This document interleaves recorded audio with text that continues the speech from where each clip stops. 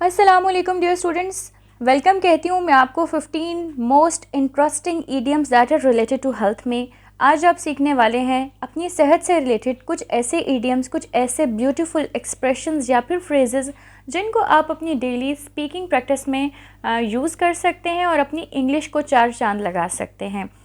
तो बढ़ते रहिए हमारे साथ, देखते रहें एंड तक और अपने जो आपका जर्नल है, वोकैबुलरी जर्नल है, वहाँ पर भी आप इम्पॉर्टेंट और जो आपको पसंद आए वो ईडियम्स जो हैं वो आप लिख सकते हैं या उसका मतलब लिख सकते हैं, ताकि आप इसको अपनी इंग्लिश लर्निंग जर्नी को मज़ीद से मज़ीद बेहतर बनाते चले जाएं इंशाल्लाह।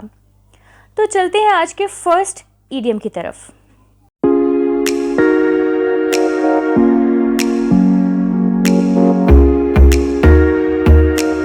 जी, तो फर्स्ट ईडियम हमारे पास क्या है? अ बैग ऑफ बोन्स, यानी हड्डियों का ढांचा होना। इसका मतलब क्या होता है? बहुत ज़्यादा बारीक या बहुत ज़्यादा पतला होना। After the surgery she was just a bag of bones. इसको मैंने इस तरह से सेंटेंस में इस्तेमाल किया है। क्या आपके जहन में कोई सेंटेंस आ रहा है तो आप उसको नीचे ज़रूर बताएं। Death warmed up. Death warmed up एक इनफॉर्मल एक्सप्रेशन है जिसका मतलब ये होता है कि बहुत ज़्यादा वीक दिखना या बहुत ज़्यादा थका हुआ दिखना। इसको मैं सेंटेंस में कैसे इस्तेमाल कर सकती हूँ? Like what happened, you look death warmed up. You look death warmed up. इसका मतलब ये नहीं कि मरने के करीब, इसका मतलब होता है कि यानी कि बहुत ज़्यादा टायर्ड दिखना, बहुत ज़्यादा थके हुए या बहुत ज़्यादा कमज़ोर दिखना। ठीक है, उसके बाद जो एक्सप्रेशन है third one, that is really interesting. It is dogs are barking. Dogs are barking, इसका वैसे लफ्सी मतलब क्या होता है कि कुत्ते भौंक रहे हैं, but the meaning is not like that. इस एक्सप्रेशन का मतलब ये होता है feet are hurting. Feet are hurting. Obviously इस इडियम को आप इनफॉर्मल वे में यूज़ कर सकते हैं अपनी फैमिली फ्रेंड्स के साथ। और इसको हम कैसे सेंटेंस में इस्तेमाल करते हैं? I have been roaming all day, my dogs are barking. यानी मैं सारा दिन आवारागर्दी कर रही थी या फिर रही थी, घूम फिर रही थी। ठीक है, तो मेरे फीट जो हैं, मेरे पाँव जो हैं वो दुख रहे हैं, हर्ट हो रहे हैं। तो आप देख सकते हैं इस तस्वीर में एक लड़की है जिसके पाँव दुख रहे हैं, तो हाउ कैन शी से माई डॉग्स आर बार्किंग। तो नेक्स्ट टाइम आपके सामने कोई भी अगर ये जुमला कहता है, ये फ्रेज यूज़ करता है, तो आपको इसका मतलब फ़ौरन समझ आ जाएगा कि कोई अपने पाँव की बात कर रहा है। ठीक हो गया, चलते हैं नेक्स्ट एक्सप्रेशन की तरफ जो है drop like flies. Drop like flies का मतलब क्या होता है? To die in large numbers. अगर किसी कम्युनिटी में, किसी जगह पर बहुत ज़्यादा लोग किसी वबा से मर जाएं तो उसके लिए हम ये एक्सप्रेशन यूज़ कर सकते हैं, like to drop like flies. To drop like flies. और सेंटेंस में इसको कैसे इस्तेमाल किया हुआ है? Due to pandemic senior citizens drop like flies in 2020। उसके बाद जो नेक्स्ट एक्सप्रेशन है, this is my favourite one, fit as a fiddle. Fit as a fiddle. Fit as a fiddle का मतलब क्या होता है? To be very fit, physically बहुत ज़्यादा फिट होना। तो इसको सेंटेंस में मैं कैसे इस्तेमाल करती हूँ? दैट आई एस्पायर और I want to be fit as a fiddle even in my 80s और 90s। क्या आप भी इसी तरह से फिट रहना चाहते हैं? तो प्लीज़ कमेंट बॉक्स में बताएं। Frog in one's throat, this is very interesting, और ये जो FEA के हमारे स्टूडेंट्स हैं उनसे बहुत ज़्यादा रिलेट भी करता है। कैसे? इसका मतलब होता है टू स्पीक विद डिफ़िकल्टी। इसका मतलब हरगिज़ ये नहीं होता कि आपके थ्रोट में खुदा न खास्ता फ्रॉग बैठा हुआ है। इसका मतलब ये होता है कि अगर किसी को बोलने में बहुत ज़्यादा हिचकिचाहट होती है, कोई अटक रहा है, बोल नहीं पा रहा है, खौफज़दा है बोलने से, तो हम कहते हैं दैट ही और she is having frog in her और हिज थ्रोट। तो मैंने इसको सेंटेंस में कैसे इस्तेमाल किया? I had a frog in my throat while presenting for the first time in FEA। आप में से जो भी स्टूडेंट्स पहली दफ़ा प्रैक्टिस के लिए आते हैं, इंग्लिश स्पीकिंग करते हैं, तो उनको पहले दिन बहुत ज़्यादा हेजिटेशन फील हो रही होती है। तो उस सिचुएशन में आप ये वाला सेंटेंस, ये वाला जो फ्रेज़ है या ईडियम है, इसको आप इस्तेमाल कर सकते हैं। बढ़ते हैं नेक्स्ट एक्सप्रेशन की तरफ, that is to go under the knife. To go under the knife का मतलब है कसाई की छुरी के नीचे आना। कसाई यहाँ पर कौन होता है? सर्जन। और उसकी जो बकरा होता है वो कौन होते हैं? आप। ठीक है, अपार्ट फ्रॉम जोक्स, इसका मतलब ये होता है टू गो अंडर सर्जरी। यानी कि आप में से बहुत से लोगों का कोई ना कोई हो सकता है ऑपरेशन हुआ हो, सर्जरी हुई हो।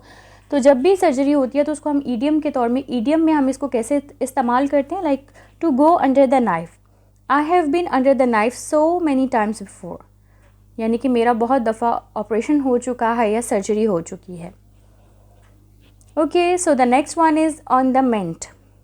ऑन द मेंट का मतलब होता है to improve after an illness, यानी कि किसी बीमारी के बाद अगर कोई इंसान रिकवर हो रहा हो तो हम कहते हैं ही और शी इज़ ऑन द मेंड। मेंड का मतलब होता है मुरम्मत हो रहे होना या रिकवर हो रहे होना। आपको याद होगा बचपन में हमने एक पोम पढ़ी थी, cobbler cobbler mend my shoes, याद होगा। तो मेंड का मतलब क्या होता है, किसी चीज़ को सही करना, रिकवर करना, मेंड करना या मेंटेन करना। ओके, तो इसको मैं सेंटेंस में कैसे इस्तेमाल करूँगी? She had dengue fever but she is on the mend now, यानी कि अब वो बेहतर हो रही है, रिकवर कर रही है। So the next idiom is out of sorts. This is my favourite one. आप में से अक्सर बच्चे मुझे मैसेज करते हैं कि ma'am I am not feeling well today, तो मैं आज प्रैक्टिस क्लास में नहीं आऊँगी। तो नॉट फीलिंग वेल एक ऐसा एक्सप्रेशन है जो बहुत बहुत बहुत कॉमन है और बहुत लोग इस्तेमाल करते हैं। तो नेक्स्ट टाइम मैं अपने स्टूडेंट्स से एक्सपेक्ट करती हूँ कि जब वो उन्होंने कहना हो I am not feeling well, तो they will say I am feeling out of sorts today, I am feeling out of sorts today due to flu, due to cough, due to anything like that. ठीक हो गया। तो आपने जब भी कहना हो I am not feeling well today, तो आप कहेंगे I am feeling out of sorts today. ठीक हो गया। इसको प्लीज़ अपने जर्नल में लिखें और याद रखिएगा, क्योंकि आपने FA की स्पीकिंग प्रैक्टिस क्लासेस में इसको इस्तेमाल करना है। अल्लाह न करे इसकी ज़रूरत पड़े, लेकिन फिर भी जब भी मौका हो तो इसको ज़रूर इस्तेमाल करना है। As pale as ghost. Ghost क्या होता है? भूत को कहते हैं, पेल कहते हैं पीला पड़ जाना, किसी का सफ़ेद पड़ जाना। तो इसका मतलब क्या हुआ? Extremely pale. सेंटेंस की एग्जाम्पल क्या है? Are you okay? You look as pale as a ghost. उसके बाद जो नेक्स्ट एक्सप्रेशन है that is under the weather. This is my favourite one too. अक्सर हम लोग एक्सप्रेशन वही वाली जो बात मैंने की थी कि आई am not feeling well, I am not feeling well, तो उसकी जगह हम ये वाला इडियम भी इस्तेमाल कर सकते हैं that I am under the weather today, I am feeling under the weather today. Under the weather क्या होता है? जैसे आपको पता है सिचुएशंस होती हैं, मौसम बदल रहा होता है, किसी को फ्लू, किसी को खांसी, ये सब होता रहता है। तो इसको हम किस तरह से एक्सप्लेन करते हैं? That I don't feel like hanging out tonight, I am feeling a bit under the weather. यानी कि आज मैं बाहर घूमने फिरने नहीं जा सकती क्योंकि मैं अपने आप को अंडर द वेदर फील कर रही हूँ, यानी कि मैं अपने आप को ठीक महसूस नहीं कर रही। ठीक है, तो अंडर द वेदर और out of sorts, out of sorts और under the weather, these both are same. और ये हम कहाँ यूज़ करते हैं? जहाँ हमें कहना हो I am not feeling well. Run in the family. Run in the family का मतलब क्या होता है? कोई चीज़ अगर किसी फैमिली का हिस्सा हो, कोई बीमारी हो सकती है, like diabetes runs in their family. ठीक है, उनकी ख़ानदान का हिस्सा है। आपने देखा होगा ऐसी बहुत सारी डिजीज़ होती हैं जो जेनेटिकली ट्रांसफ़र होती हैं, तो उनको हम क्या कह सकते हैं? The disease runs in their family. या फिर ये अच्छी चीज़ भी हो सकती है, like good looks run in their family. ठीक है, या फिर fair complexion runs in their family. तो this is like that. Next expression है एट डेथ्स डोर, यानी कि मौत के दरवाजे पर होना या कब्र में पाँव होना या बहुत करीब होना मौत के। तो इसकी एग्जांपल क्या है? He was feeling down as his mother was at death's door. Next expression है ब्लैक एंड ब्लू।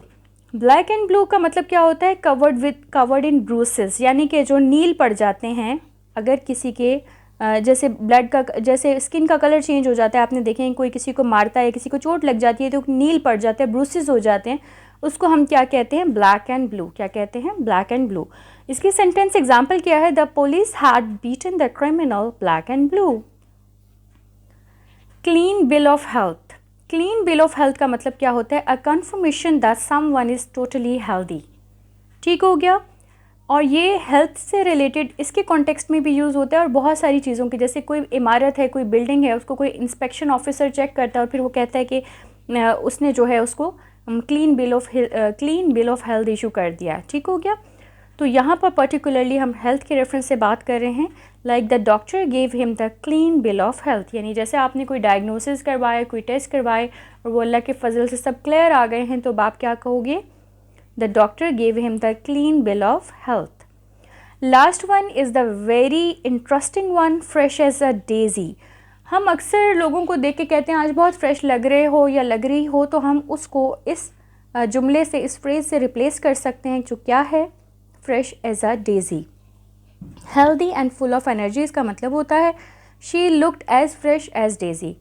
होपफुली आज के जितने भी ईडियम्स थे, जितने भी एक्सप्रेशंस थे, ये आपको बहुत पसंद आए। आप इनको अपनी स्पीकिंग प्रैक्टिस का हिस्सा लाजमी बनाएंगे ताकि आपकी जो लैंग्वेज स्किल्स हैं वो नेक्स्ट लेवल पर जा सकें, आपकी जो स्पीकिंग है उसमें एडवांसमेंट आ सके, उसमें एक चार्म आ सके। जब भी आप लोगों से बात करें तो उसमें एक इनोवेशन, एक डिफरेंस, एक डिस्टिंग्विश वे में आपका दिखना चाहिए कि yes you are communicating in an excellent way. तो FA का मकसद सिर्फ आपको फ्लुएंट इंग्लिश स्पीकर बनाना ही नहीं, बल्कि उसके साथ साथ आपकी कम्युनिकेशन में एक्सीलेंस लाना भी है। होपफुली इस जर्नी को आप अभी तक बहुत ज़्यादा इंजॉय करते आ रहे हैं और इसी तरह इंजॉय करते रहेंगे और हमें दुआएं देते रहेंगे। अपना बहुत सारा ख्याल रखिएगा। मिलते हैं नेक्स्ट लेसन में। अल्लाह हाफ़िज़।